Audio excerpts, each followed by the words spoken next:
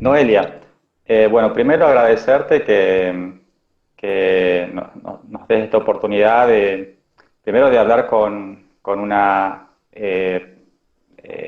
mujer dedicada a la política y liberal, ¿no? Que no es tan común, es justamente una de las No. materias pendientes que tenemos nosotros acá también en la construcción de este espacio liberal en el que estamos. Bueno, mi nombre es Adrián y yo estoy coordinando un grupo de formación de un partido que se llama el Partido Libertario en una provincia del norte, noroeste de Argentina que se llama Catamarca, una provincia muy chiquita. Yo quisiera que, en primer lugar, que vos te presentes y que nos cuentes qué es lo que haces dentro de tu partido y en España. Tengo entendido que sos vocera del PP, del Partido Popular, y de la comunidad de Fuenlabrada. Así es, ¿no? Fuenlabrada, eso es. Fuenlabrada es un municipio, ¿no? Bueno, lo primero, muchísimas gracias por contar conmigo, por contactar conmigo. Estoy encantada, pues, de debatir y de charlar sobre libertad, pues, con vosotros, ¿no? Yo de Argentina, lo que os estoy diciendo, conozco poquito. Nunca he estado en Argentina, me encantaría estar en Argentina, pero sí que he tenido contacto con grandes liberales argentinos como Javier Milei o como Antonella Martí, que estuvo en España hace 2 meses, si no recuerdo mal, a principios de marzo. Estuvo aquí en España y pudimos compartir un ratito. Yo soy portavoz del Partido Popular. Bueno, el Partido Popular es uno de los grandes partidos aquí en España. Siempre ha habido dos partidos hegemónicos. Ahora, con esto de los nuevos partidos hay más diversidad, pero siempre ha habido dos partidos grandes en España, que es el Partido Popular, que tiende más al centro derecha liberal, y el Partido Socialista, ¿no? Que, bueno, yo creo que conocéis el socialismo más que de sobra y lo sufrís bastante también. Y yo soy la portavoz de vocera, creo que lo decís allí, del PP aquí en Fuenlabrada, que Fuenlabrada es un municipio de la Comunidad de Madrid, la capital de España, ¿no? Bueno, pues Fuenlabrada es un municipio de 183.000 habitantes. Es uno de los grandes municipios de la Comunidad de Madrid, de los más grandes que hay, incluso más grande que algunas capitales de provincias aquí en España. De hecho, es más grande que la capital en población, ¿no? Que la capital de nuestra provincia que se llama Uh -huh. Catamarca. Noelia, cuando Fede, que hizo el contacto contigo, me Uh -huh. hablaba de una joven política liberal española, me decía del PP, del Partido Popular, y que, bueno, quizás para nosotros que no conocemos tanto el arco ideológico Uh -huh. de España, eh, ¿dónde se ubicaría política ideológicamente el PP? Porque eh, si uno ve un poco la historia del PP, en algunas medidas que ha tomado históricamente, no se lo ve muy liberal. Y a veces dentro del propio PP hay elementos que no son tan liberales, por lo menos en su discurso. Uh -huh. Bueno, ¿Cuán liberal es el PP? Bueno, el PP viene de una formación, ¿no? De una unión de 7 partidos diferentes, desde su refundación, que nace de Alianza Popular, y es la unión de 7 partidos. En concreto, de uno de los partidos es el Partido Libertario, ¿no? Aquí en España, o el Partido de la Libertad. Ahora tenemos también el PELIF, que estaría fuera del PP, no sé si lo conoceréis allí. El PELIF es uno de los partidos que defiende también la libertad aquí en España. Y bueno, el PP lo bueno que tiene es que aúna muchas ideologías, ¿no? Hay mucho debate interno dentro del PP. Hay una rama, por supuesto, más conservadora, ¿no? Con medidas que tienden más al conservadurismo. Hay incluso socialdemócratas dentro del Partido Popular, pero también hay muchos liberales que se creen verdaderamente en la libertad total, en la libertad individual, en la libertad económica, en el libre mercado. Y bueno, pues yo me enmarco dentro de ese núcleo de los liberales dentro del Partido Popular, y estamos, pues, cuando toca debatir, cuando hay congreso interno del Partido Popular, pues presentamos enmiendas. Yo recuerdo una enmienda que presentamos desde la sede a la que yo pertenezco, aquí en Fuenlabrada, por ejemplo, con el tema de la eutanasia, ¿no? En los estatutos del Partido Popular ponía que éramos contrarios a la eutanasia, y nosotros conseguimos modificar eso, no tanto contrarios a la eutanasia, sino que el Partido Popular defiende la vida y se manifiesta a favor del testamento vital, que para nosotros, pues, es un avance, ¿no? El conseguir que desaparezca esta en contra tan firme de, por ejemplo, en este caso de la eutanasia. Hay como una pequeña problema en la comunicación, pero te entendimos perfectamente. ¿Y qué los diferenciaría de Vox? Que parece acá nosotros lo vemos como los libertarios, como, como el modelo a seguir, más allá de las características propias que tiene Vox, que derivan del contexto español, puramente español, ¿no? Ujú. Bueno, yo creo que Vox ha sufrido en este poquito tiempo de vida que lleva, bueno, lleva bastante tiempo de vida, lleva ya, esta es la segunda convocatoria electoral a la que se presenta, es decir, creo que desde 2015 lleva en funcionamiento más o menos, un poquito antes a lo mejor, pero cuando ha resurgido, cuando ha cogido más impacto ha sido en estos últimos años, desde 2018 más o menos, y yo creo que ha sufrido una evolución para mi gusto y desde el prisma liberal contraria a la libertad, ¿no? Empezó teniendo un programa económico muy liberal y muy comprable y muy bueno, bajo mi punto de vista. Tienen a un gran defensor de la libertad como es Rubén Manso, que es economista y fue uno de los que trabajó para poner en marcha ese programa liberal, pero creo que ha sufrido un declive en aras de la libertad. Creo que ha tendido más al populismo, ¿no? Que creo que es uno de los grandes males de la política actualmente, ha Un tendido populismo más más de derecha, ¿no? a un populismo de derecha, sí. Bueno, incluso también de izquierda, concuerda en algunos puntos con Podemos, que podría ser el otro partido populista que tenemos, lo que pasa que tendente hacia la izquierda y Vox obviamente tiende hacia la derecha, pero sí que concuerdan en algunas diferente discurso, obviamente, pero sí que en algunas medidas, por ejemplo, ahora mismo hay mucho debate con la pertenencia a la Unión Europea, ¿no? Y ahí se encuentra mucho también Podemos y Vox, ambos están ahora mismo como contrarios, ¿no? A esa pertenencia a la Unión Europea. Ahora mismo Vox está muy tendente también al producto nacional, a estar en contra de la globalización, y para mí eso es algo que atenta totalmente contra la libertad y contra el libre mercado. Vos recién hablabas en tu presentación de los dos partidos tradicionales de España, el PP y el PSOE, el Partido Socialista Obrero Español. Y como bien lo explicaste vos, no hace mucho tiempo, en la historia política de España, se produjo el surgimiento de una centro-izquierda más radical con Podemos y Vox, ¿no? Bueno, también está Ciudadanos, etcétera.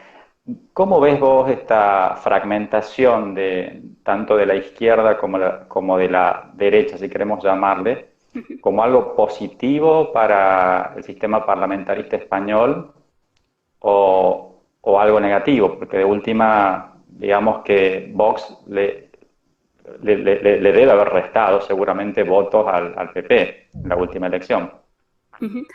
Obviamente, el fraccionamiento de la izquierda lo veo positivo en el sentido de que le beneficia a la derecha, y desde luego que la izquierda pensamos, ¿no? Con el fraccionamiento del voto en la derecha. Al final, nosotros, tanto PP como Vox como Ciudadanos, si lo englobamos a Ciudadanos, aunque ellos no se terminan de encuadrar dentro de la derecha, pero sí que suelen tender a ese centro derecha también, o incluso a veces centro izquierda, pero que se puede dialogar con ellos y se puede llegar a acuerdos. En Madrid, por ejemplo, en la Comunidad de Madrid está gobernando PP con Ciudadanos, también en Andalucía y en otras regiones.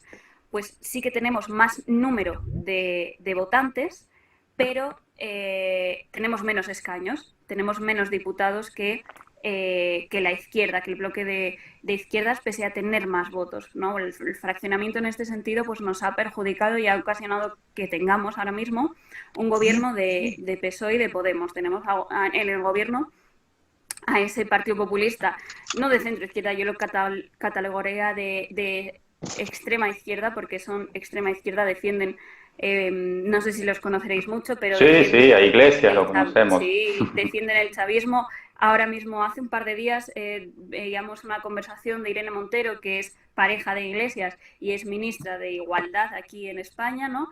Que alababa la economía argentina y cómo Argentina estaba funcionando, sí.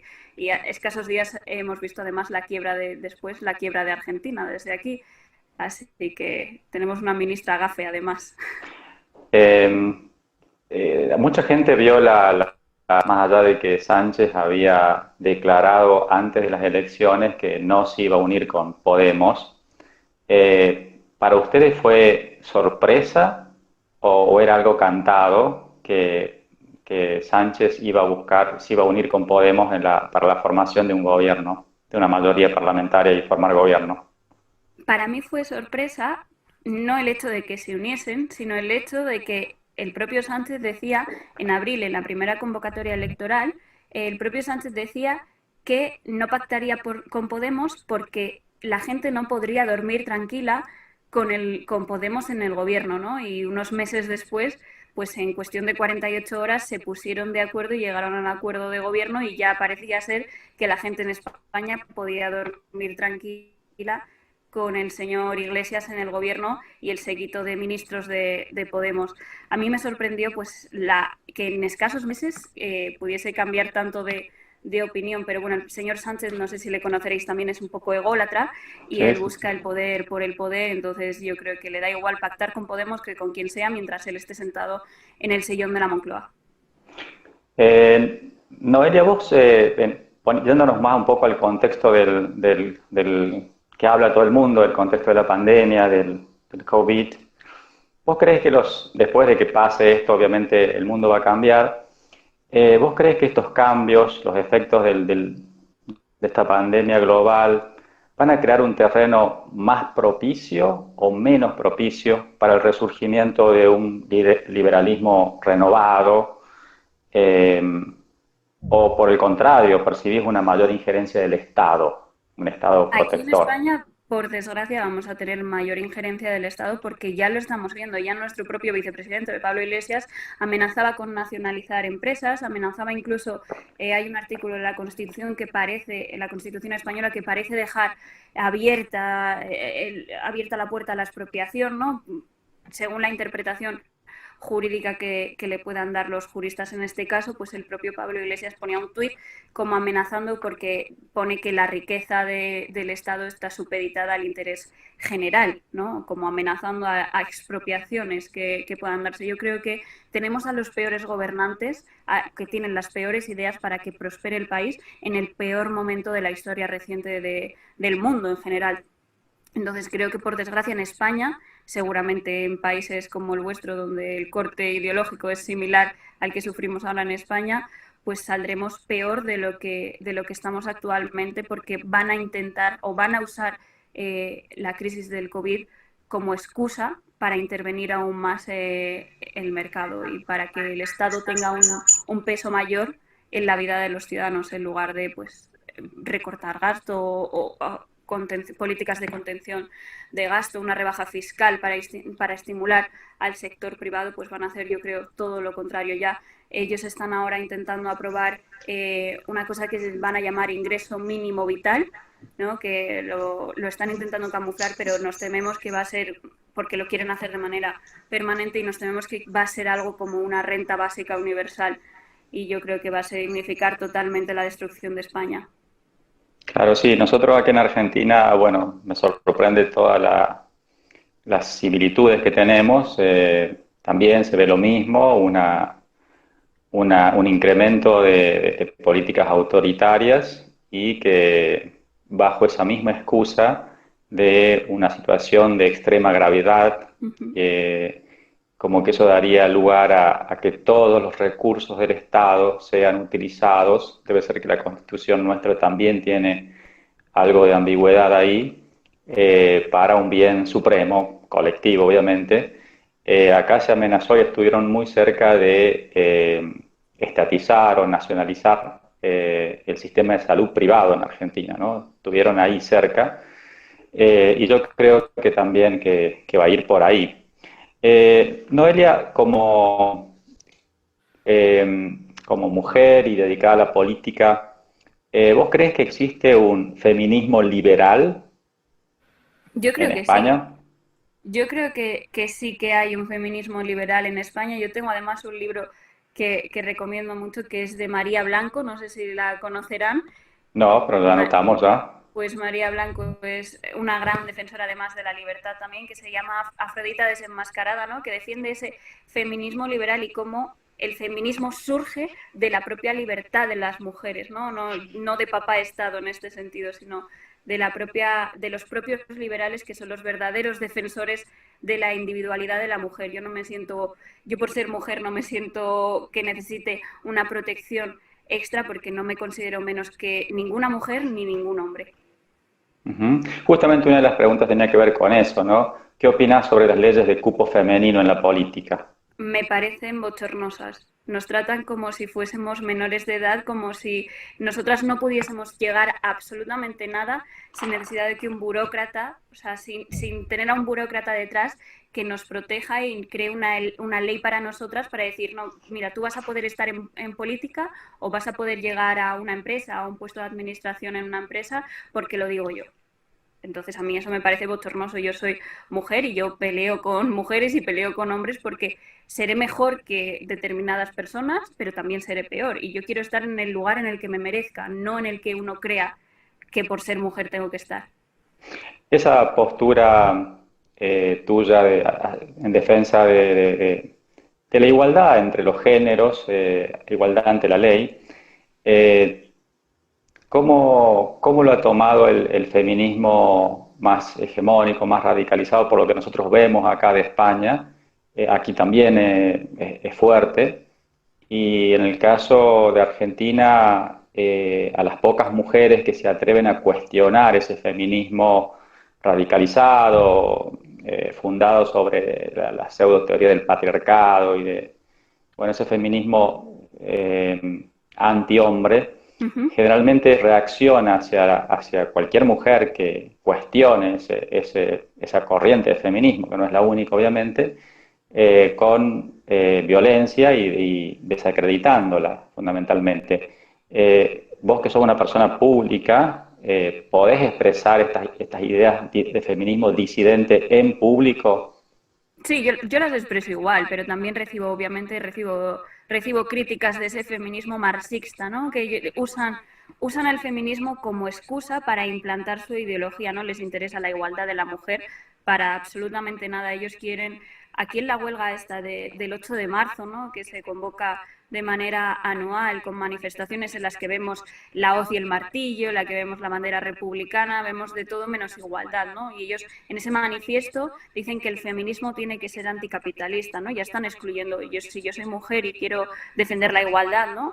Y me considero capitalista, que es que no valgo como mujer, o cómo es la cosa, ¿no? Pues aquí es una excusa, ¿no? Si no defiendes el feminismo, parece que eres mala persona, parece que estás a favor de que peguen a las mujeres, de que excusas que usan, pero pasa igual no solo con el feminismo, ¿no? Pasa igual con el ecologismo, que también es otra corriente que hemos visto. Como te atrevas a cuestionar cualquier medida que ellos dicen que es en pro de la naturaleza y del clima y de absolutamente no todo, como cuestiones cualquier cosa, eres mala persona. Ha llegado a un punto en el que se meten ya con la moral, ¿no? Si no defiendes al feminismo, eres machista y eres mala persona.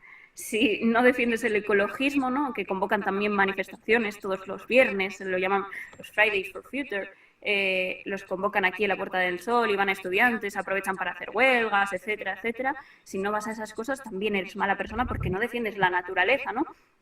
Pues es la típica hegemonía, ¿no? La típica superioridad moral de la izquierda que se cree con la suficiencia de juzgarte como persona simplemente porque no comulgas con sus postulados.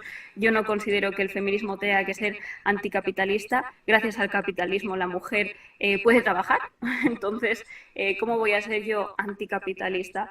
Entonces a mí me parece bochornoso también pues que desde la izquierda se nos ataque o no se nos defienda, ¿no? Muchas veces nos insultan, leemos cosas en las redes sociales atacando a mujeres de un pensamiento pues liberal o más de derechas, y las feministas, esas que dicen se llaman defensoras de la mujer, pues siempre callan, ¿no? Cuando se ataca a una mujer del PP, de Ciudadanos o de Vox, cuando las insultan, pues ellos siempre callan.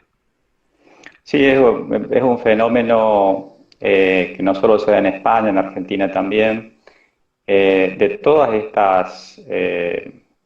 estos colectivos que la izquierda, estas banderas que la izquierda supo colonizar y que las usa, como vos bien lo explicaste, como caballo de Troya inocular marxismo, ¿no? A tal punto que, no sé si conoces los casos en Estados Unidos de grandes feministas que son expulsadas del feminismo Ujú. justamente por no estar de acuerdo con una corriente de feminismo, o el caso de Peter Thiel, que es homosexual y que fue, cuando declaró su apoyo a Trump, Aquí eh, pasa igual, como seas homosexual y de derechas, ya no mereces la protección de ese colectivo imaginario LGTBI, ¿no? Ya no eres digno de su protección y ya eres un homosexual, en este caso, pues de segunda categoría. Pues nos pasa igual a las mujeres, ¿no? Si eres mujer y de derechas, eres mujer de segunda categoría, no mereces la protección de ese gran colectivo de izquierdas del feminismo, del LGTBI o del ecologismo. ujú.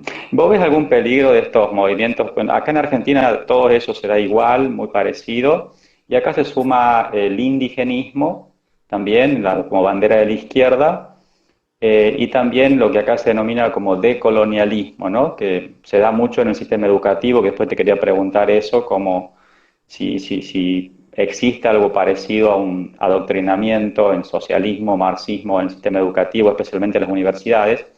Sí. Y acá en mi universidad, en la facultad, yo trabajo en la Universidad Pública Argentina, hay una corriente marxista muy fuerte que se llama decolonialismo, que es una especie de movimiento que apunta a desterrar todo lo que tenga que ver con la cultura occidental europea, dentro de eso entra cristiano, etcétera, a tal punto que se están modificando los planes de estudios y las currículas de las diferentes materias, etcétera, en la universidad, tratando de sacar a todo exponente del pensamiento europeo por considerarlo capitalista e imperialista, porque asocian como si fuera la misma cosa, cuando sabemos que el imperialismo precedió en siglos este es parte de la historia de la humanidad, ¿no? Y entonces acá de pronto ves en cómo en muchas carreras se están reemplazando contenidos de pensadores europeos por pensadores o científicos, lo que sea, de lo que se denominarían los países colonizados. O sea, en lugar de estudiar a un alemán, o un español, o un inglés, habría que estudiar a alguien de Latinoamérica o a alguien del ex imperio británico, digamos, porque, bueno, hay un rechazo hacia todo lo que es europeo y occidental, ¿no? Que bueno, Pero ahí eso también nos se ve pasa un incluso poco. a los propios españoles, ¿eh? Nosotros tenemos, bueno, el 12 de octubre, el Día de la Hispanidad, ¿no? Y ese día siempre es trending topic, ¿no? Nada que celebrar, ¿no? Aquí renegamos, pues, de la historia también de nuestro país, ¿no? Que no podemos juzgar la historia, obviamente, la historia pasada con ojos del presente, no se puede juzgar la historia con ojos del presente, pero tampoco hay que olvidar de dónde venimos ni lo que hemos hecho absolutamente. Entonces aquí se empeñan en reescribir la historia siempre en su favor, ya no solo con eso, que a lo mejor queda algo más lejano, ¿no? Pero, por ejemplo, con la guerra civil, ¿no? Es algo que, por ejemplo, España no termina de superar, pese a que tenemos una constitución de consenso de 1978 en el que nos dimos la mano a absolutamente todos los partidos que había representados cuando conseguimos la democracia en España, pues parece que hay algunos que no logran superar y no logran entender que nosotros ya vivimos en una democracia gracias a esa constitución y se empeñan en revivir a Franco constantemente. Todo es culpa de Franco. El franquismo está en la universidad, el franquismo está en absolutamente todos los lados. Y volvemos a lo mismo. Aquí, si eres de derechas, por ejemplo, te llaman facha, ¿no? Da igual que tú condenes el franquismo, da igual que tú reniegues de él, que tú digas que Franco fue un dictador, da igual, vas a seguir siendo facha para ellos porque eres de derechas, ¿no? Hasta ese punto de manipulación hemos llegado y en las universidades están totalmente tomadas por la izquierda. Yo estudié en la Universidad Complutense, que es una de las más grandes aquí en Madrid, y bueno, había pintadas por las paredes, había una capilla en la Facultad de Derecho allí en la Complutense, ¿no? Y había pintadas de sacar vuestros rosarios de nuestros ovarios y un montón de pintadas, y eso pasaba en todas las facultades, por desgracia. Están totalmente tomadas y monopolizadas por la izquierda y hay veces que te sientes como desprotegida, ¿no? Cuando hay huelgas de estudiantes aquí en España, hay un campus que es el de Somosaguas, en el que se forman barricadas, en el que se increpa a las personas o a los profesores incluso que quieren ir a dar clase o las que quieren ir a estudiar, se les increpa por parte de pues, estos grupúsculos de la izquierda que quieren imponer su pensamiento allí también en la universidad. Es sorprendente cómo la izquierda se ha transformado y ahora es una izquierda censora, ¿no? A tal punto Totalmente. que está en peligro la libertad de expresión en Totalmente. los Aquí claustros. están promoviendo ahora en España desde el gobierno, por parte de Podemos y PSOE, un ministerio de la verdad. O sea, para que os hagáis una idea de en qué punto estamos. Parece orwelliano ya, Totalmente, totalmente. distópico. Ellos quieren calificar lo que es una noticia falsa, ¿no? Aquí tenemos una cosa que es el CIS, ¿no? Que se encarga de hacer encuestas para saber la opinión pública, por supuesto algo estatal, y por supuesto también un cargo político, ¿no? Del político de turno, pues se encarga de hacer encuestas telefónicas, ¿no? Y una pregunta era si una pregunta además totalmente dirigida a que las personas respondiesen sí, que si crees que era bueno que se estableciese únicamente para el bien de todos un canal oficial. Bueno, una pregunta bochornosa y que atenta totalmente contra la libertad de expresión, pero también contra la libertad de prensa, ¿no? Al final, si solo se establece una verdad única y esa es la verdad del gobierno, ¿en qué punto estamos? Parece más totalmente una dictadura esto que una democracia, ¿no? Yo creo que la democracia no solo significa ir a votar cada 4 años, sino pues también que haya libertad dentro de esa democracia. Y una de las patas de la libertad, por supuesto, es la libertad de expresión y la libertad de prensa, no lo que considere el gobierno que no es un bulo, porque ellos se escudan mucho en que hay muchos bulos y hay que detener las noticias falsas y lo hacen por nuestro bien, para que no estemos desinformados, ¿no? Bueno, las excusas de siempre y al final lo único que quieren conseguir es controlar ellos la información, ver qué información se vierte en el pueblo, ¿no? Y ser ellos los que informen y no otras personas para que nadie les pueda pues criticar como está ocurriendo ahora. Sí, acá ha pasado algo parecido con la ministra de Seguridad anunciando la implementación de un ciberpatrullaje, así lo llamó, de las redes sociales a los efectos de medir el humor social de la gente en tiempos de coronavirus, ¿no? Madre mía. Entonces, de pronto nosotros no, vemos cómo el partido gobernante está usando todo este miedo y un poco psicosis del coronavirus para ir de a poquito cercenando las libertades individuales, ¿no? Y la gente en ese contexto de miedo como que está inmunizada, ¿no? Lo acepta o no se da cuenta, El ¿no? problema es que yo creo que están inmunizados aquí en España por lo menos porque lo hace la izquierda. Porque si algo así se le ocurriese hacer al Partido Popular, por ejemplo, es que tendríamos, ellos son mucho de rodear el Congreso y de convocar manifestaciones, barricadas y si algo de eso se le ocurriese, pero simplemente con plantearlo al Partido Popular, tendríamos ahora mismo una rebelión aquí en España. Pero como lo hace la izquierda, todo el mundo calla. Es alucinante. Justamente, sí, sí, sí, justamente anoche hablábamos con el grupo del grupo político nuestro de cómo nos sorprendía el discurso de algunos referentes de la izquierda avalando y hasta pidiendo la intervención del ejército en las calles, ¿no? Para detener a la gente que quebraba la cuarentena, digamos.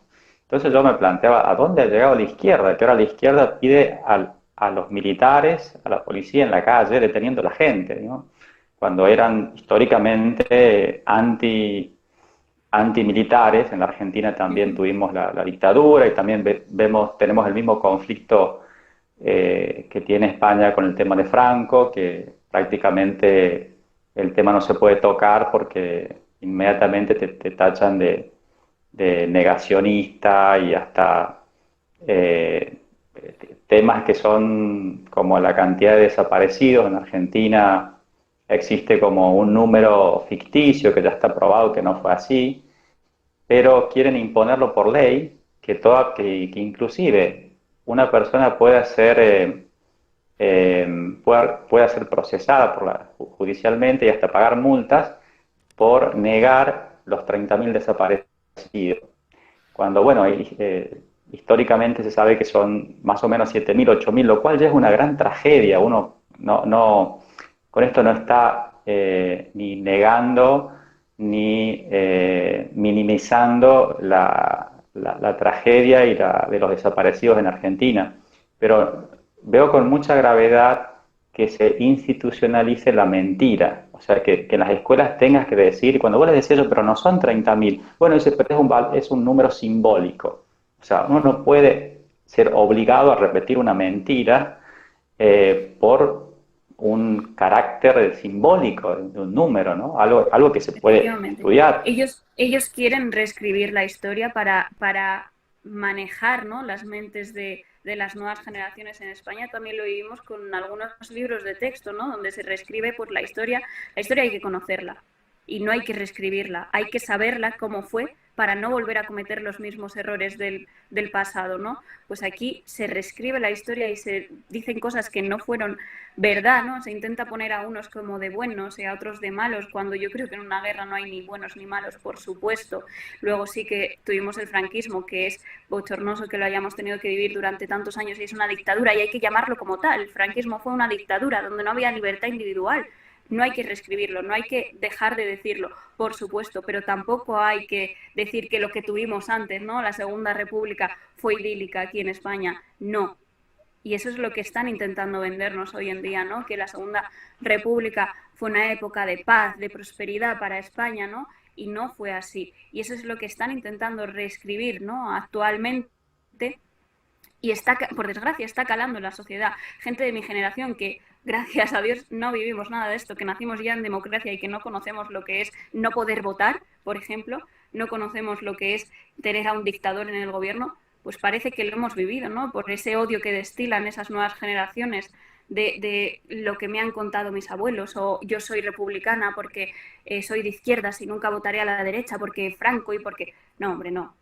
Estamos en 2020 ya. O sea, esas historias no las puedes contar así. O sea, tú no lo has vivido, tienes que conocerlo, por supuesto, pero no dejes que te manipulen, porque es lo que están intentando hacer con ese intento de reescribir la historia de España.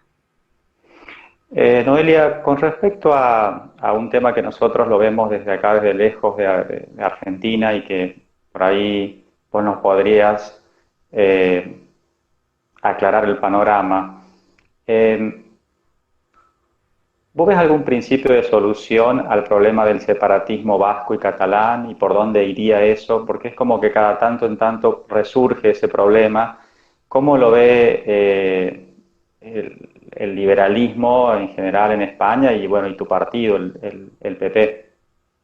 Yo creo que a corto plazo no tiene ningún tipo de solución. Además, en Cataluña hay un adoctrinamiento en las aulas nefasto. O sea, allí, ya no en las aulas, ellos tienen una televisión pública que se llama TV3, ¿no?, donde el enemigo es España. Y ha calado muchísimo que España les roba, ¿no?, que Cataluña sería mucho más próspera si no perteneciese a España, porque España se aprovecha de Cataluña, ¿no? El resto de España somos unos vagos y los únicos que producen y trabajan son los catalanes. Hay incluso bastante xenofobia, ¿no?, por parte de los catalanes hacia los españoles cuando son españoles igualmente. Es un absurdo, ¿no? Es decir, son xenófobos contra sus propios compatriotas, ¿no?, siendo ellos también españoles. Yo creo que tiene una solución a corto plazo complicada.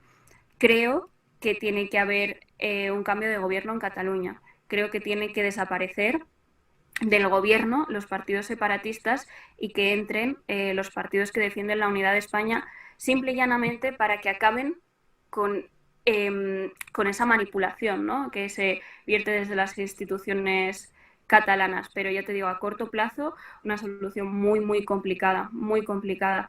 A medio o largo plazo, pues quizás si se le saca la educación de las manos de los independentistas, que reescriben también pues esa historia de España, diciendo que Cataluña fue un estado propio, y diciendo que Cataluña sería mucho más próspera de lo que es ahora si no estuviese dentro de las autonomías españolas. Si fuese así, si dejasen de controlar la educación, si dejasen de controlar la manipulación televisiva que hacen a través de TV3 y si dejasen de verter discursos xenófobos desde el Parlamento de todos los catalanes y por ende de los españoles que allí viven, pues yo creo que sí que se puede la gente puede llegar a entender que les están manipulando, ¿no? Les están vendiendo un discurso independentista para tapar quizás otras cosas, ¿no? Tenemos, Cataluña es una comunidad próspera en el sentido de que, por ejemplo, la industria textil en su mayoría está allí en Cataluña, ¿no? Pero ha sufrido un bajón económico muy importante, tiene unos impuestos muy altos, tiene una deuda alta también y, por supuesto, también tiene una sanidad y una educación que está mucho peor de lo que estaba antes de que llegasen estos independentistas al gobierno, ¿no? Y yo creo que intentan tapar su mala gestión económica de su autonomía, diciendo y echándole la culpa, ¿no? El culpable es España siempre, el culpable de que yo tenga que hacer los recortes y que tenga que recortar en sanidad y que tenga que recortar en educación y que tenga que subir impuestos y que tenga que... El culpable es España, no la mala gestión política y económica que estoy haciendo, la falta de atracción, el hecho de, por ejemplo, de que la alcaldesa de Barcelona, que ellos tienen el Mobile Congress, que es uno de los eventos del mundo de la telefonía móviles mayor del mundo, sea en Barcelona, y la propia alcaldesa reniegue de ese evento, ¿no? Es decir, critique que se celebre ese evento en su ciudad cuando es un privilegio a nivel mundial que algo así vaya a tu ciudad, ¿no? Ya la presidenta de la Comunidad de Madrid dijo, pues si no lo quieren en Barcelona, que vengan a Madrid, que estaremos encantados de organizarlo y de que tanto talento venga a nuestra comunidad, ¿no? Pues si se criminaliza desde las instituciones catalanas a la empresa privada, pues obviamente la empresa privada va a salir escopetada de allí, como ya pasó con todo esto del 1 de octubre, que ellos hicieron ese referéndum unilateral, esa declaración de independencia unilateral, ¿no? Las empresas pues decidieron que no aguantaban más en Cataluña y muchas de las empresas que estaban allí asentadas se fueron y hubo una fuga de empresas importante. Y si la empresa privada se va de una región y elige otra, en este caso, por suerte, la mayoría eligieron la Comunidad de Madrid porque tenemos una política fiscal muy atractiva, ¿no? Y tenemos menos burocracia que otras comunidades autónomas de España, ¿no? Pues si la empresa privada se va, si las grandes rentas se van de allí, los que tributan, los que crean riqueza, los que crean empleo se van, pues al final lo único que estás generando es paro y destrucción de recursos en tu comunidad, ¿no? Y le echan la culpa de esa gestión, le echan la culpa a España.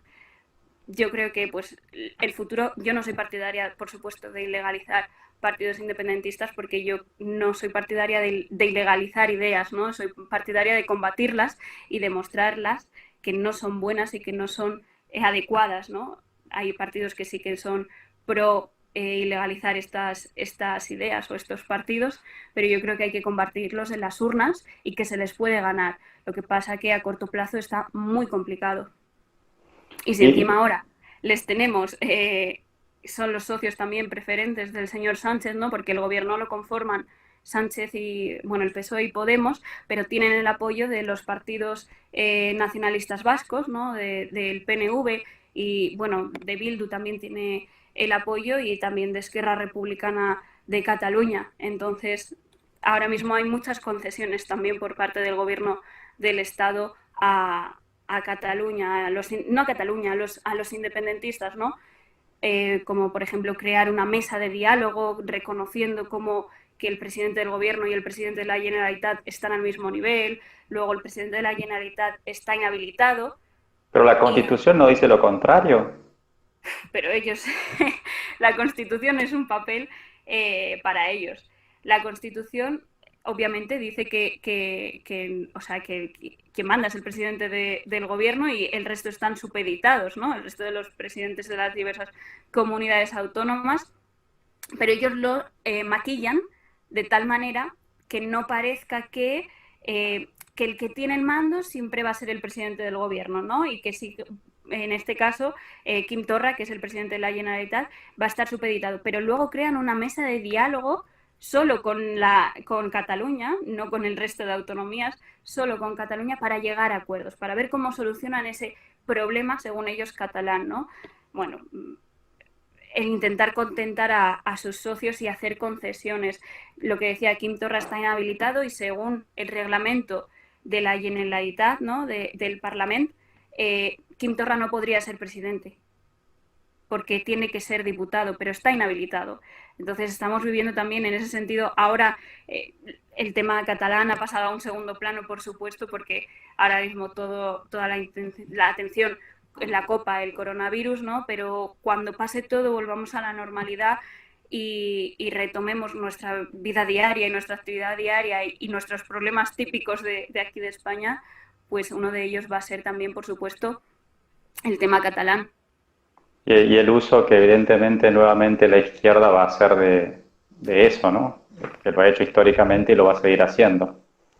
Totalmente, porque además tienen que pactar presupuestos, ¿no? El señor Sánchez no ha conseguido aprobar ni un solo proyecto de ley de presupuestos.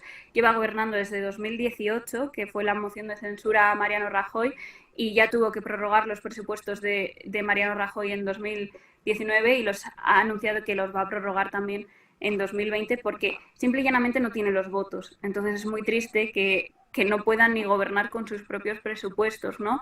Y que para también aprobar esos presupuestos ya de cara al 2021 va a necesitar pues de ese apoyo de los partidos nacionalistas vascos, de los partidos independentistas catalanes, y veremos cómo hace también pues simplemente por conseguir un sí y que aprueben unos presupuestos, veremos cómo va a haber concesiones que se van a realizar en detrimento de otras comunidades autónomas como puede ser pues en Madrid o como puede ser Andalucía o como puede ser Extremadura también, y se les da más peso a las autonomías de País Vasco y de Cataluña. Noelia, un poco para relacionarlo con la coyuntura nuestra de Argentina, nosotros acá, como te decía al principio, estamos tratando de construir una alternativa política al liberalismo porque no tenemos ningún partido que tenga por lo menos componente liberal fuerte, pero vemos un problema a la hora de unir a todo el arco liberal, o si quieres llamarle de centro-derecha, en un solo frente electoral. Es como que hay muchas peleas internas, muchos egos, y eso se da también en España Sí. Definitivamente sí. Ya no solo a nivel político, porque luego está muy mal visto en el mundo liberal, ¿no? Por lo menos aquí en España, pues que un liberal se meta en política. Eso ya, para empezar, por parte de un sector liberal aquí en España está mal visto. Pero luego ya, si te metes en política y encima te metes a política y en el PP, por ejemplo, pues te miran mal por parte de un sector. Es cierto que yo me relaciono mucho estoy también en un think tank liberal que se llama Acción Liberal, y tengo la suerte de relacionarme mucho pues con este mundillo de pensadores liberales y de ese movimiento liberal, pues con Students for Liberty, el Instituto Juan de Mariana, TT Civismo. Pues al final dentro de esos think tank pues hay gente que defiende la libertad y con la que puedes debatir y que se puede llegar a acuerdos y consensos con ello. Pero sí que es cierto que los liberales muchas veces estamos más preocupados de pelearnos entre nosotros, ¿no? Y de ver quién es más liberal que quién. Yo defiendo esto, yo defiendo que haya este Estado, yo defiendo que haya este. No, pues yo soy anarcocapitalista y tú eres liberal clásico, pues yo soy más liberal que tú porque tú eres un tibio socialdemócrata, ¿no? Que aquí se dice mucho esa frase. Pues muchas veces estamos demasiado enfrentados, que a mí que siempre que haya debate interno me parece genial. O sea, a mí me parece que hay que debatir ideas y que eso hace fuerte un movimiento, ¿no? Porque si todos pensásemos igual, pues nuestro movimiento haría aguas por todos lados, ¿no? No habría debate y entonces entenderíamos que todo es perfecto y luego a la hora de ponerlo en práctica y de demostrar que funciona, haría aguas, ¿no? ¿Y Yo por creo que dónde tiene que ser así. pasaría algún elemento cohesivo que una todo eso? Quizás un enemigo común. Yo creo que este gobierno nos está haciendo unirnos también mucho, ¿no? Ver la realidad de lo que se está convirtiendo España y ver cómo se están cerciorando libertades individuales. Yo creo que eso nos está uniendo mucho al movimiento liberal, ¿no? Que hemos dejado un poquito de pelearnos entre nosotros y ver que hay un enemigo común que ya no es solo el socialismo en España, sino que es el comunismo, ¿no? Que se está abriendo las puertas de nuestro país y estamos viviendo un proceso de convertirnos pues en Venezuela, ¿no? Que parece algo impensable, ¿no? Les pasaba lo mismo a Venezuela con respecto a Cuba, ¿no? ¿Cómo nos vamos a convertir nosotros en Cuba, ¿no? Pues aquí se decía mucho, ¿no? ¿Cómo nos vamos a convertir, cómo España se va a convertir en Venezuela? Pues vamos camino de ello. Es decir, los discípulos de Chávez y de Maduro están en el gobierno de España y ellos quieren el proyecto de Chávez y de Maduro aquí en España, ¿no?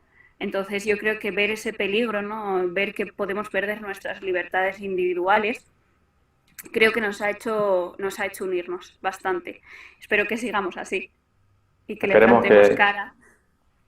exactamente, creo que tenemos que entender todos que los purismos no existen y que Efectivamente. solamente si logramos, si queremos cambiar la realidad, tenemos que entrar a pelear en el terreno electoral, ¿no? Porque generalmente los liberales nos movemos a veces en los think tanks Uh-huh. y en el debate abstracto de ideas y pelearnos entre nosotros. Y electoralmente, por lo menos en Argentina, no nos ha ido nunca muy bien. La última elección sacamos 2 y 3% los dos candidatos presidenciales que llegaron, ¿no? Entonces, evidentemente hay una falla en la bajada de línea de esas ideas para hacerlas populares, entre comillas, Uh-huh. o apetecibles al electorado en general, ¿no? Sí, yo creo que el socialismo se vende muy bien, es un canto de sirena, es decir, a ti te cuentan el mensaje socialista, ¿no? Lo que quiere hacer un socialista y tú no le ves contras, ¿no? De un principio, pues yo te voy a dar tanto, vas a tener esta beca, vas a tener esta ayuda y te voy a dar este dinero y no vas a tener que trabajar. Es decir, es muy fácil de comprar, ¿no? Como elector, pero tú cuando votas socialismo, luego ya viene el golpe, ¿no? Que viene el paro, la miseria, la pobreza, el no poder prosperar como persona, el no poder encontrar un trabajo, ¿no? Viene la dosis de realidad. Lo que pasa es que el efecto quizá no es a corto plazo, tú no lo ves inmediatamente después de votar socialismo. Tú ves que has votado al PSOE, por ejemplo, yo te hablo del caso de Fuenlabrada, ¿no? Votas al PSOE y a ti te dan una beca para comprar material escolar, pero tú no estás viendo que esa beca sale de tus impuestos, de tener uno de los impuestos más altos de toda la Comunidad de Madrid, con una de las rentas per cápita más bajas de toda la Comunidad de Madrid, que municipios donde ganan casi 3 veces más que nosotros, ¿no? Tienen impuestos más bajos. Entonces, a lo mejor te dan 30, pero te están quitando 100. Y tú eso no lo logras entender o no lo logras ver porque tú estás viendo que simplemente te dan 30, te ingresan 30 en tu cuenta del banco, ¿no? Y dices, qué bien, qué buenos son que me cuidan y me ingresan 30 euros, ¿no? Por ejemplo. Pues yo creo que ahí es donde tenemos que dar también ese debate de las ideas. Luego Fuenlabrada, por ejemplo, es que en Fuenlabrada siempre ha gobernado el PSOE, nunca ha habido un cambio de gobierno y ya te digo, tenemos una renta per cápita muy baja, eh, de las más bajas de toda la Comunidad de Madrid y una tasa impositiva altísima, es decir, tenemos uno de los impuestos tanto de la contribución, que es lo que pagamos por nuestras casas, el numerito del coche, ¿no? Las tasas deportivas, cualquier tipo de impuestos son de los más altos de toda la Comunidad de Madrid, es decir, ganamos poco y nos quitan mucho. Entonces, la gente no logra entender o no entiende que, porque ellos tienen también muy bien comprado el mensaje ese de es que viene la derecha y te van a quitar y te van a recortar y ellos se lo van a dar a las empresas, ¿no? Tienen El como gobierno de los ricos. efectivamente, tienen muy bien articulado, ¿no? Bueno, nosotros miramos por el pueblo, pero ¿en qué miráis por el pueblo? Nosotros también somos uno de los municipios con un paro mayor, es decir, con una tasa de paro más alta de toda la Comunidad de Madrid. No vienen empresas a Fuenlabrada, no vienen Y claro, con esos porque impuestos, pagan menos impuestos a 10 kilómetros. Entonces claro, claro. una empresa va a mirar por donde pague menos, de donde pueda obtener más beneficio, ¿no? Y al final, pues esto es un ciclo, ¿no? Pues es muy difícil rebatir eso o hacer un cambio de pensamiento de la gente, de decirle, mira, yo no te voy a dar 30. O si te doy 30 es porque de verdad lo necesitas, ¿vale? Pero voy a hacer que vengan empresas a tu ciudad y que tú tengas una facilidad para encontrar empleo. Y además, no te voy a quitar 100, te voy a quitar 20, por ejemplo. Que al final vas a obtener un mayor beneficio global, ¿no? De que si te diese esos 30 euros, va a ser el pez que se muerde la cola, ¿no? No te quito 100, te quito 20. Y al hacer eso vienen empresas. Y al hacer eso, al hacer que vengan empresas, pues tú vas a tener mayor facilidad para que encuentres un puesto de trabajo. Y al encontrar un puesto de trabajo, no me vas a necesitar como ayuntamiento. Yo no voy a tener que protegerte porque te vas a valer por ti mismo. Eso es, hay que trabajarlo mucho porque en España, por ejemplo, hay que hacer un cambio de pensamiento en ese sentido porque somos una sociedad muy paternalista, ¿no? Necesitamos mucho de ese papá Estado. Sí, sí, nosotros con el peronismo, imagínate, 70 años de Ya. peronismo. Así que, Noelia, ¿alguien te quiere hacer una pregunta? Fede, ¿vos querías Sí. preguntarle a Noelia? ¿Cómo está, Noelia? ¿Se escucha bien ahí, chicos? Hola. Sí, sí, se Bueno. escucha Fede, ¿qué bien. tal? No, sí, bueno, más o menos lo que vos lo que nos estaba comentando a nosotros aquí, el tema de... Te quería hacer una pregunta, digamos, en este caso, de cómo, desde el ámbito liberal, digamos, cómo podemos seducir a la gente desde la política, Ujú. qué le podemos decir, digamos, ya que vos estás ejerciendo en la política, desde nuestro punto de vista liberal. ¿Cómo te parece a vos que te podría hacer ahí? Yo creo que dejando de ser tan técnicos, muchas veces somos demasiado también puristas con el lenguaje, ¿no? O nos centramos demasiado en vender ese lenguaje económico, ¿no? Y hablar de como si fuésemos todos doctores en economía y que solo nos importase la economía. Yo creo que tenemos que avanzar en ese sentido, en un lenguaje más de la calle, un lenguaje más simple. Ojo, que no estoy hablando de vulgarizar el lenguaje, no, sino acercar un poco la economía, ¿no? Los conceptos básicos de la economía a la gente, que muchas veces la gente no entiende, ¿no? Una familia entiende de si llega a fin de mes o no llega a fin de mes, ¿no? Pues a eso hay que enfocar nuestro lenguaje, a la gente que nos va a escuchar o nos va a poder votar y decirles que el socialismo no funciona por el motivo que hemos comprobado, ¿no?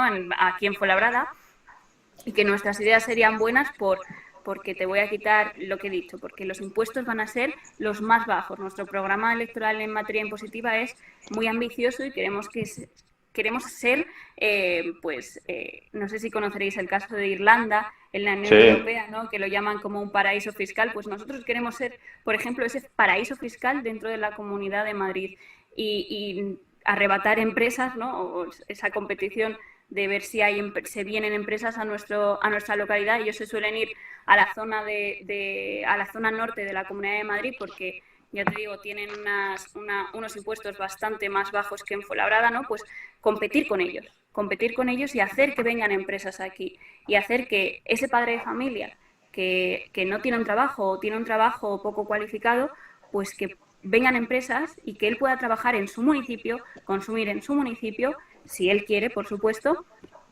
y que vengan esas empresas aquí, que él no se tenga que desplazar. Y bueno, pues yo creo que explicarles un poquito lo que queremos hacer y no simplemente hablar de números o hablar de inflación, hablar de términos que no llegan a la gente, que no parece que les afecten en su vida diaria, aunque luego la economía lo es absolutamente todo, pero a lo mejor no entienden de economía. Sufren la economía, pero no entienden de economía. ¿crees Otra, que... otra de las preguntas también que me parece interesante, digamos, vos estás en Acción Liberal, ¿puede ser? Uh-huh. Sí. Me gustaría saber, digamos, sobre qué es Acción Liberal y cuál es tu lugar, qué de lo que hacen ahí.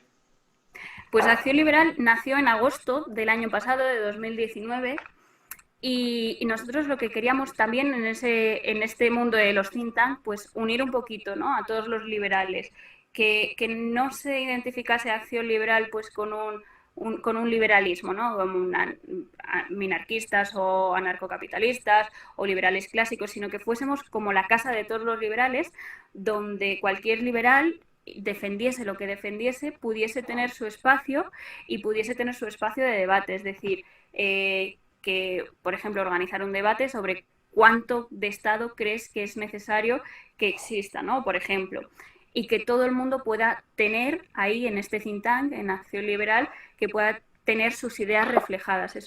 Esa era nuestra idea, ¿no? De crear Acción Liberal, porque queríamos unir un poquito todo ese liberalismo español, que veo que tenéis en Argentina también el mismo problema, y la verdad que hemos tenido unos resultados asombrosos en nada. Es que no llevamos ni un año de vida, tenemos ya muchos socios apuntados, y eso que tardamos en que la burocracia en España, no sé si la conoceréis, pero es insufrible. Imagino que en Argentina será exactamente igual, y entre que nos reconocieron como asociación, pasaron un montón de meses, y si no te reconocen como asociación no puedes tener un número de cuenta vinculada a la asociación porque no existes como asociación. Bueno, una burocracia impresionante, ¿no? Y conseguimos sobrepasarla a finales de diciembre de 2019, y desde entonces pues hemos ido para arriba.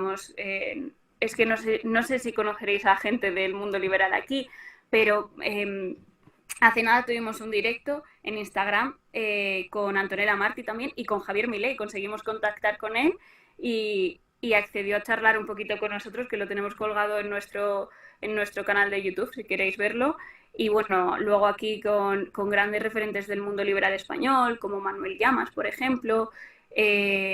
Hemos tenido también a Juan Manuel López Zafra, Cristina Seguí, bueno, muchísima gente del mundo liberal aquí en España, y la verdad que estamos muy contentos de que esté gustando el proyecto, ¿no? Y de que cada vez se acerquen más liberales y que se sientan reflejados con la casa común del liberalismo, que es como quisimos denominarlo. Y dentro de Acción Liberal yo soy la coordinadora, ¿no?, que se encarga un poco del trabajo de las delegaciones, ¿no?, de los socios, de cuadrar cuando nos escriben al correo para apuntarse, ¿no? Pues de cuadrar dónde va cada socio en cada delegación, de crear también cuando hay un número de socios de esas delegaciones. Pues hago un poco de todo, la verdad. Como estamos en una provincia muy chiquita de Argentina, que tiene un porcentaje altísimo de empleo público, con lo cual el discurso nuestro de achicar el gasto o de un gasto eficiente del Estado no es el discurso más atrayente para la gente. Sí, exactamente. Entonces, a veces nos debatimos entre qué está primero, ¿no? Si dar la batalla cultural de ir cambiando la mentalidad de la gente, a lo que apuntabas vos recién, de hacerlos entender que lo que el Estado te da, te lo quita por otro lado por impuestos, ¿no? Y bueno... El Estado nunca te regala nada, nunca, nunca, nunca. Eso es lo que hay que explicar a la gente, ¿no? Que lo que te regalan lo estás pagando, y con creces además. Es decir, no hay nada gratis, que muchas veces aquí, no, la sanidad es gratuita. No es gratuita. Que sea público no quiere decir que sea gratuito, tú lo estás pagando. Lo estamos pagando todos, ¿no? Igual que la educación. No es gratis, lo estás sufragando tú con tus impuestos, ¿no? Y eso es un cambio de mentalidad también que hay que hacer aquí en España, ¿no? El ser conscientes, porque como a nosotros nos lo quitan de la nómina directamente, es decir, nos quitan el IRPF, nos quitan las cotizaciones, el IVA va incluido en los precios, es decir, un ciudadano de a pie lo único que tiene que hacer es la declaración de la renta, pero a lo mejor con una empresa es más fácil ver los impuestos que hay, pero un ciudadano de a pie lo tiene muy normalizado, ¿no?, el pagar impuestos, porque ya va incluido en todo lo que gana y lo que paga. Yo creo que si nos ingresasen el sueldo 100% y fuésemos nosotros quienes tuviésemos que pagar de manera anual o de manera mensual los impuestos, nos daríamos cuenta de todo el dineral que nos supone todos los meses o todo el año el Estado, o mantener el Estado, mantener toda la maquinaria del Estado tal y como lo conocemos ahora. Toda la burocracia. Efectivamente. El populismo. Yo no soy para nada partidaria del populismo, ¿no? Una cosa es acercar el mensaje liberal al pueblo o hablar de una manera que el pueblo lo pueda entender, y otra cosa es decir lo que el pueblo quiere escuchar. Es totalmente lo contrario, ¿no? Por ejemplo, os hablo del caso de Vox, que se presentó a las elecciones diciendo que iba a acabar con las autonomías, ¿no? Que las autonomías eran un chiringuito y que iba a acabar con ellas. Bueno, pero es que eso Vox no lo puede hacer. Es que Vox, ni aunque ganase las elecciones, salvo que las ganase, según está establecido en la Constitución, con 210 diputados lo sometiese a referéndum de toda la ciudadanía, ahí lo podría cambiar, pero es algo prácticamente imposible de conseguir 210 diputados. Para que os hagáis una idea, el PSOE tiene 120 y en la época en la que el PP estaba más alto, que conseguimos mayoría absoluta, conseguimos 186 diputados, para que os hagáis un poco una idea de lo que supondría, ¿no? Eso es populismo, ¿no? Prometer cosas que sabes 100% que no vas a poder cumplir y que simplemente las vendes o las explicas porque sabes que a la gente le va a gustar, sabes que la gente te lo va a comprar. Con el tema de las fronteras igual, nosotros, nos guste o no, pertenecemos a la Unión Europea y nuestra soberanía en ese sentido a lo mejor está un poco limitada porque pertenecemos a la Unión Europea, ¿no? Y nos tenemos que atener a las normas que hay en la Unión Europea. Entonces no puedes decir que vas a cerrar fronteras cuando tú perteneces también a la Unión Europea y tienes que consultar todo esto, por así decirlo, a la propia Unión Europea, o decir que vas a salirte de la Unión Europea sin salirte porque dices que Europa es bueno para unas cosas y mala para otras, ¿no? Yo creo que el populismo es muy peligroso porque le das poder a partidos que no te dicen realmente lo que van a hacer, porque lo que van a hacer sabes de sobra que es 100% imposible. Ellos te están regalando el oído, que se dice aquí, ¿no? Te están diciendo lo que quieres escuchar para hacerse con el poder, y una vez que tengan el poder no sabes qué van a hacer, ¿no? Entonces yo creo que el populismo es muy peligroso, tanto de un lado, ¿no? Tanto el populismo de derechas como el populismo, por supuesto, de izquierdas. Veo obviamente más peligroso el populismo de izquierdas porque además trae lo que conocemos, que es pues acabar como Venezuela. Otra cosa también que he estado viendo, no sé cómo, me gustaría saber un poquito de esto también porque me parece en el ámbito de la política se debe dar muy seguido, que he visto unos videos, digamos, donde te atacaron, creo que en enero puede ser, te atacaron por redes sociales. Acá, por ejemplo, está Adrián, que él también el año pasado lo atacaron en la universidad, justamente por repudiar un muro. Así me gustaría, digamos, saber qué es lo que pasó y ese tipo de cosas. Bueno, pues a mí me atacaron en redes sociales, además que lo vi por casualidad, ¿no? Porque yo me meto mucho en las noticias que nosotros vamos sacando, pues a ver si le va gustando a la gente, ¿no? Qué van opinando, ¿no? O poder incluso debatir con personas si algo no ha quedado claro o si tienen dudas, pues debatir con ellos, ¿no? Pues me metí en una noticia y vi un comentario en el que, bueno, me decían que yo estaba en política pues por ser mona, por estar buena, bueno, que no valía y que simplemente por ser rubita y tal y mona ocupaba el cargo político que ocupaba, ¿no? Luego encima descubrí que estos comentarios los hacía una persona que se denominaba feminista, ¿no? Para que veáis lo gracioso de la situación, ¿no? Un feminista diciendo que una mujer está donde está por ser guapa. Bueno, pues yo decidí denunciar, por supuesto. Decidí que porque yo soy política y tengo que dar ejemplo, ¿no? A la sociedad. Hemos llegado a un punto en el que parece que en redes sociales todo vale y que tienes que aguantar de absolutamente todo. Y yo creo que no es el mensaje que tenemos que mandar los que estamos en primera línea, ¿no? Que no tenemos que aguantar absolutamente todo lo que nos digan. Una cosa es la crítica y otra cosa es la ofensa, ¿no? Y yo decidí denunciar en ese momento, y la verdad es que tuve todo el apoyo de mi partido, pero ya no solo de mi partido, de los demás partidos del ayuntamiento también tuve el apoyo, y la verdad que en ese sentido pues yo creo que conseguimos trasladar un mensaje también positivo para todo el mundo. Y bueno, si yo he ayudado a que una persona que ha sufrido también acoso en las redes sociales o a la que le han puesto un comentario nada agradable de leer y de escuchar, pues si se ha atrevido a denunciar o si se ha atrevido a ponerlo en conocimiento de las autoridades después de verme a mí, pues yo me daré por satisfecha. Daniel quiere saber si existe, por lo menos en España, una bajada de línea en el sistema educativo. Un poco lo hablamos también. Yo te hablaba más de la universidad, que es el ámbito donde me muevo yo, pero Daniel está en el sistema educativo, creo que primario y secundario, si no me equivoco. Sí. Entonces, si se percibe esa bajada de línea en los contenidos, en material de estudio, en contenidos transversales, por ejemplo, como se llama acá, ya sea directamente de marxismo o de marxismo cultural, ¿no? Sí que hay contenidos, pues, por ejemplo, intentan meter a los niños, ¿no? Esos conceptos de feminismo, ¿no? Y de que el feminismo actual, como lo estamos viendo, y que el ecologismo actual, como lo estamos viendo, es lo bueno. Y que ellos tienen que ser feministas y que ellos tienen que ser ecologistas. Y si lo cuestionan, son malos.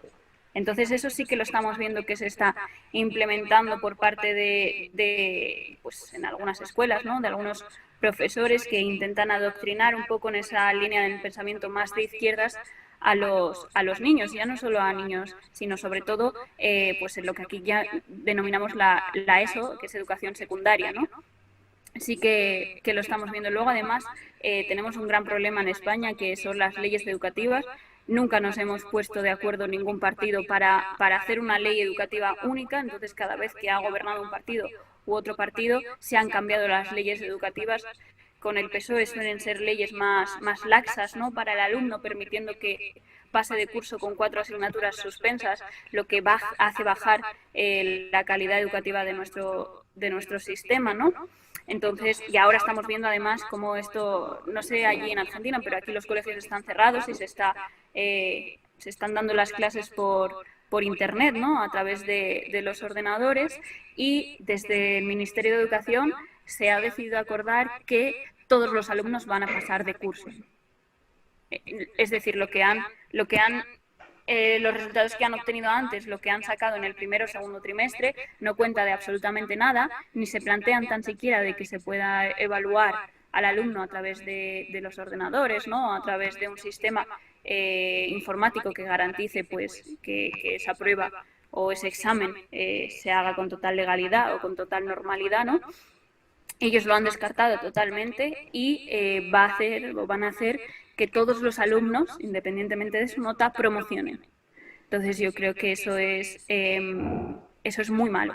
Eso es muy malo porque afecta al alumno y afecta a la calidad de la educación que ese alumno está recibiendo, ¿no? Y yo creo que ellos tienden, ¿no?, por adoctrinar desde ese sentido también, ¿no?, por una educación, una calidad educativa más baja, lo que les haga mucho más fácil manejar al posible votante dentro de unos años, ¿no? Yo creo que por este sentido también tiende. Yo considero que hay elementos suficientes y necesarios actualmente a través de los ordenadores, a través de los móviles, para poder examinar a nuestros alumnos, o con las clases virtuales que están tomando nuestros alumnos. Yo creo que un profesor puede evaluar a un alumno para esa tercera evaluación, ¿no?, y que las anteriores evaluaciones también cuenten para la nota, y decidir si esa asignatura se aprueba o no, y si no se aprueba y no cumple los requisitos, repetir curso el año que viene y normalizar, ¿no?, lo que vendría siendo la situación educativa antes del coronavirus. Entonces, ellos parece que premian no el esfuerzo, nunca premian el esfuerzo, ni el mérito, ni la capacidad de las personas, ¿no? Ellos quieren la igualdad siempre, pero por abajo. No quieren que la gente se esfuerce o que la gente... Sí, populismo también. Aquí en la Comunidad de Madrid hay un bachillerato de excelencia, ¿no?, y unas becas de excelencia para los alumnos más notables y que tengan mejores notas, ¿no?, y ellos lo critican, porque dice que es señalar a los que... porque no sabemos la situación que tiene cada uno en su casa, y pobrecito el que suspende, y pobrecito que, bueno, que puede ser, ¿no?, pero ¿por qué? Porque uno suspenda ya no puedes recompensar al que apruebe, ¿no? Es increíble. Pues eso pasa aquí en España. ¿Alguna pregunta? ¿Alguien más le quiere hacer? Si vamos cerrando con Noelia, le dijimos 1 hora. Noelia, mira, bueno, ¿cómo se llama? ¿Hace cuánto que haces política? Me gustaría saber si te vas a dedicar prácticamente tu vida a la política y cuál es el objetivo que tenés en ella, en la política, digamos. Pues yo soy concejal desde las elecciones que hubo en 2015, fui 4 años concejal y repetí en las que hubo en 2019, entonces no llevo ni 6 añitos, estuve 4 años como concejal y ahora llevo desde septiembre de 2019 como portavoz, ¿vale?, como vocera, por así decirlo. Mi objetivo para mí, lo que yo quiero en política es ser alcaldesa de Fuenlabrada, de mi municipio, ¿no? Y poder cambiar la ciudad por completo, ¿no? Ese sistema socialista que está implementado, de los impuestos altos, también del enchufismo y de esa corrupción institucionalizada, ¿no? De convertir o crear empresas públicas, por ejemplo, para colocar a los afines, ¿no? Que eso se ve mucho en nuestra ciudad. Me encantaría poder darle la vuelta a todo eso y poder hacer, porque Fuenlabrada es una ciudad que tiene muchos condicionantes para ser mucho mejor de lo que es. Tenemos unas conexiones muy buenas con el centro de Madrid, tenemos infraestructuras de transportes, estamos a nada de la capital, es decir, de la ciudad de Madrid, estamos a nada, a 15 minutos, y creo que tenemos unas características muy buenas para ser muchísimo mejor. También tenemos, no sé si conocéis, igual lo conocéis de oídas, pero bueno, el Cobo Calleja, que es uno de los polígonos más grandes de toda Europa. Somos una ciudad industrial en ese sentido y hay polígonos con naves totalmente abandonadas y cerradas por ese socialismo, ¿no? Y yo creo que hay una materia prima muy buena para explotar y para darle la vuelta y transformarla totalmente. Y ese sería mi objetivo principalmente. Noelia, para ir cerrando, ¿quiénes fueron o quiénes considerás vos que han sido los referentes liberales que más han influenciado tu pensamiento político? ¿Fueron Pues, de tus padres, o alguna lectura? Pues yo descubrí, no el liberalismo, ¿no? Pero sí que me hizo acercarme un poquito más al mundo liberal. Esperanza Aguirre, aquí en la Comunidad de Madrid, que fue una presidenta, no sé si la conoceréis, ¿no? Yo la asemejo mucho con Margaret Thatcher.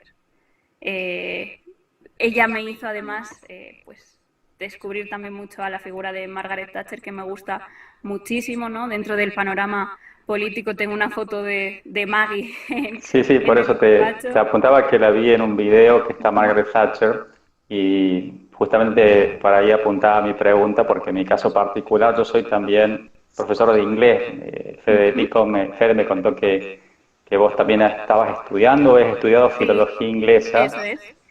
y de pronto yo llegué al liberalismo por Margaret Thatcher también. O sea, dentro de Sí, estudiar la cultura inglesa me interesó el personaje, por Thatcher llegué a Hayek y de ahí como que Hayek Hayek también. Y, me, no, me, me, y a mí en mi caso también Hayek, iba a ser mi próxima pregunta, iba a ser esa, justamente la de Margaret Thatcher. sí, Hayek con Camino de Servidumbre, yo creo que esa es la Biblia liberal por excelencia, ¿no? Yo creo que es de los primeros, cuando te acercas a este mundo del liberalismo, de los primeros libros que te tienes que leer, ¿no? Camino de Servidumbre, yo lo recomiendo muchísimo siempre porque yo creo que explica muy bien lo que es el mundo liberal o lo que son las ideas liberales, ¿no? Desde un liberalismo clásico, puede ser. Yo creo que lo explica muy bien. Me gusta mucho también, por supuesto, Hayek. Y luego actualmente tenemos a Daniel Lacalle, que no sé si le conoceréis, me gusta mucho también cómo explica la economía, a Rayo, que es otro economista aquí muy famoso en España. Y yo creo que tenemos ahí una gran cantera española de liberales y que van a dar mucho la batalla. bueno, Muchas gracias. Noelia, No, gracias a sí, Muchas vosotros, gracias. de verdad. agradecimiento por tu tiempo, por habernos instruido en muchas cosas que a veces escuchamos de oído de España, pero que, bueno, desde tu perspectiva de española y de estar dentro del mundo de la política, nos has dado una Sí. explicación más detallada, ¿no? Así que te Justo ahora me agradecemos. hizo acordar, justo me hizo acordar un tema, pero no sé si es que no lo tengo bien armado, porque, bueno, es el tema de que últimamente No me os oigo. fijé. Sí, Parece que no me oye. no te escucha. Está bien, no hay No, problema a ti igual. te escucho perfectamente, pero Era el cuando tema, habla era Fede el también le tema. escucho, pero cuando Ujú. habláis el resto no oigo nada. Está bien. Y bueno, era el tema sobre lo de que estaban haciendo en España, de que querían poner de que el Estado iba a tener el control de los niños y eso, que no tenía bien sabidos ese tema. Era por eso. Es que uno de los chicos me pregunta si vos sabías o estabas informada de alguna ley o algún proyecto de ley que apuntaba al control de los niños, o no sé si se refiere la pregunta a la enseñanza o como Era el delegar más. paternal, es que decía de que los niños iban a ser del control del Estado, era parecido. Algo así No me como que acuerdo bien. los niños deberían ser del Estado más que de los padres, digamos. ¿Existe algún Ah, proyecto? sí, sí, bueno, es que hubo un debate aquí antes ahora es que solo ocupa nuestros debates del coronavirus, ¿no? Pero hubo un debate en España con una cosa que proponía Vox, que era el PIN parental, ¿no? Que puede tener sentido a lo mejor en otros sitios, pero por ejemplo en la Comunidad de Madrid, que la Comunidad de Madrid es el bastión de la libertad en España, ¿no? Somos la comunidad con los impuestos más bajos, con menos burocracia, con una administración más reducida y donde más empresas quieren venir a quedarse precisamente por eso, porque defendemos la libertad y defendemos la libertad ya no solo económica, sino la libertad individual. Yo puedo elegir a qué colegio ir, entre educación privada, educación concertada, educación privada, pública. Puedo elegir ya no solo eso, sino el proyecto educativo que tenga ese colegio. No hace falta ir antes, cuando gobernaban los socialistas en Madrid, tú tenías que ir al colegio que te tocaba por tu código postal. Es decir, el colegio que tenías al lado de casa, independientemente de que tus padres te quisiesen llevar a otro colegio porque les gustaba más, no podías, porque lo decía un socialista, ¿no? Que no podías hacerlo. Pues eso, gracias a que entró el Partido Popular, se quitó. También con el médico, yo puedo elegir mi médico, ya no solo sanidad privada o sanidad pública, sino al médico al que quiero ir, el nombre del médico que quiero que me trate, no el médico que me toque o que el burócrata de turno me asigne, ¿no? Tenemos la suerte de vivir en una comunidad en la que se defiende también pues esa libertad individual que muchas veces se olvida también a los liberales, que algunos se centran mucho en defender la libertad económica, pero no los derechos o las libertades individuales que también van asociadas al liberalismo, ¿no? Entonces hubo un debate sobre establecer el PIN parental, ¿no? Que el padre pudiese decidir si su hijo iba a una charla o no. Y la ministra de Educación aquí en España lo que dijo fue que los niños no eran de los padres, ¿no? Que los niños eran del Estado, que el Estado era el que se encargaba de garantizar esa educación de los niños, ¿no? Y por eso los padres no podían decidir porque tenía que decidir el Estado por ellos, ¿no? Así Comunismo llegó, puro. así esa, Totalmente, con totalmente. eso llegó esa controversia. Eso es pues lo que tenemos en España ahora, por desgracia, ¿no? Claro. Sí, sí, comunismo explícito, ¿no? Más soviético, digamos, ¿no? Que no, los hijos no Y le más me pertenecen a los preocupa, padres. más me No, y que preocupa los por padres eso. no pueden Parece que elegir no lo te mejor para escucha. sus hijos. Sí, Eh, quería mencionar de que más me preocupa por eso porque tengo una amiga que es de España, es de Barcelona, y últimamente como la estoy viendo y todo eso, ya se está pasando mucho con lo que es del socialismo y con lo que es el feminismo radical, pero sí, sí, eso es sí. lo que me preocupa de ella.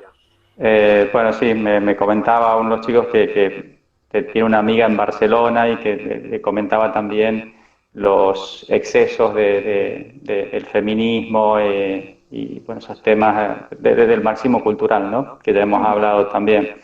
Bueno, Noelia, despedirte, darte las gracias nuevamente por tu tiempo y vamos a seguir en contacto porque nos Por interesa mucho supuesto. la idea del proyecto de un think tank. De Acción Liberal. De Acción Liberal, sí, sí, lo tengo anotado acá. Así que bueno, muchas gracias por todo y Gracias a cualquier cosa. vosotros. Vamos a seguir en contacto porque Por creo que los supuesto. liberales tenemos que internacionalizarnos también.